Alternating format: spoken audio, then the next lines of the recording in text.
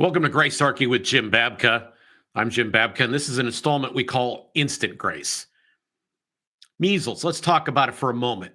And I'm going to do this in a way that's about in a Grace Archie sense. I am not going to be a scientist here. I am not going to offer you any commentary on the disease or prevention or methods for containing it or any of that stuff. We're not going to go there. I'm not going to go boomer on you and say that, measles, we used to have parties and we'd all catch it and that was great. I'm not going to make any scientific argument here. Zero.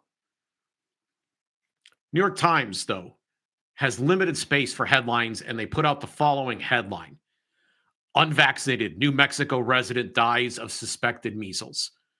They go on to write, an unvaccinated person who died in New Mexico has tested positive for measles, state of health officials said. Possibly the second such fatality in a growing outbreak that began in West Texas.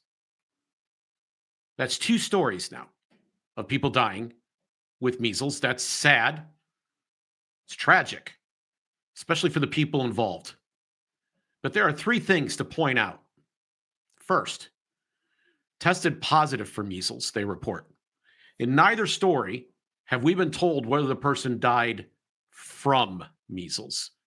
Now, real quick, I actually had a friend during the Great Worldwide Sickness in 2020, which we are now almost on the anniversary of.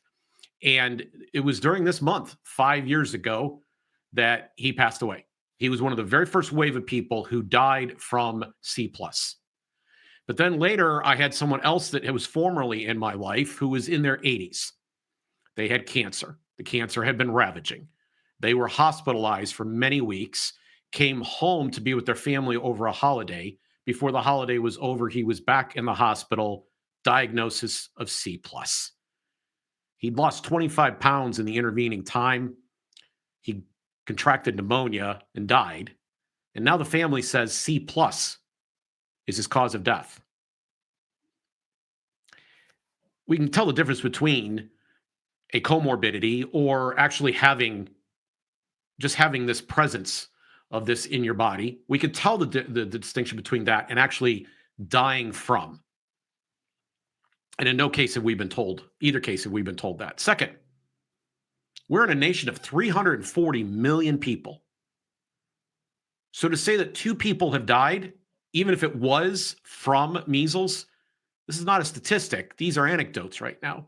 Tragic as they may be, as terrible as it may be that people have died with measles in their body, we don't know that they've actually died from, but even if they had, this doesn't necessarily constitute a wave, which brings me to my third point, which is why now? Why now are we seeing headlines about this? You say, well, because measles is a serious problem. And you know what? That may be the truth, but I can't help noticing that politics drives a lot. The conflict gets clicks. People want to get attention. They're trying to drive their agendas. And RFK becomes the Secretary of Health and Human Services. And he's had some things to say about vaccines. But he's not been in office long enough to blame. Like, if you're going to say, okay, there's this outbreak and it's RFK's fault, what policy did he enact? I don't even know if he's picked out his office chair yet. Like, what policies, what impact has he had that's brought about this moment? Why is this the political football at the moment?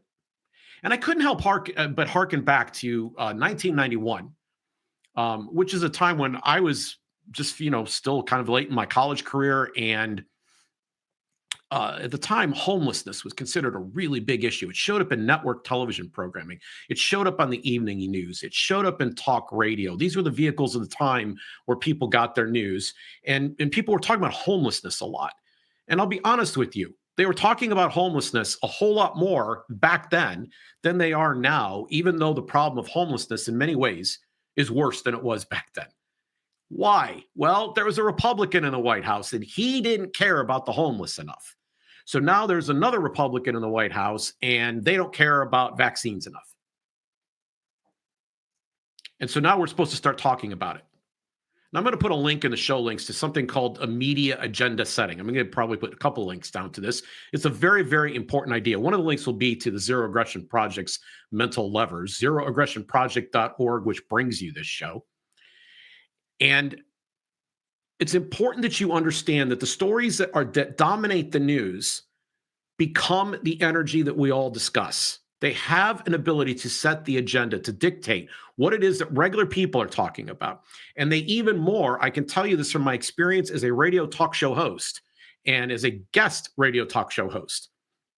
The way that stories are picked is you go and look and see what are the things that are hottest right now, what are the things that are being discussed, and that becomes the topic because you believe that will be the thing that will make the phones ring if you're running a talk show.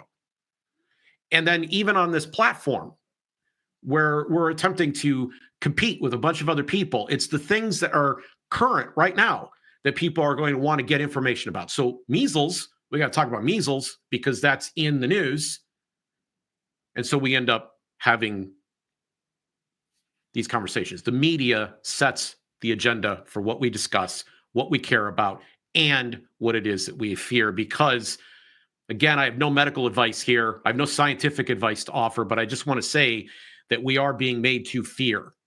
In each of these cases, there's something we're supposed to be scared of, something that's not being dealt with, and we should have fear, which is false evidence appearing real. And it's the opposite of faith, which is hope, despite the evidence unseen. Faith is a top-tier virtue. Goes right up there with hope and love. Now, the beginning of all politics, the reason I bring this up is that the beginning of all politics is a deep in the heart desire to manipulate or control others. Before long, the people who we disagree with are dehumanized.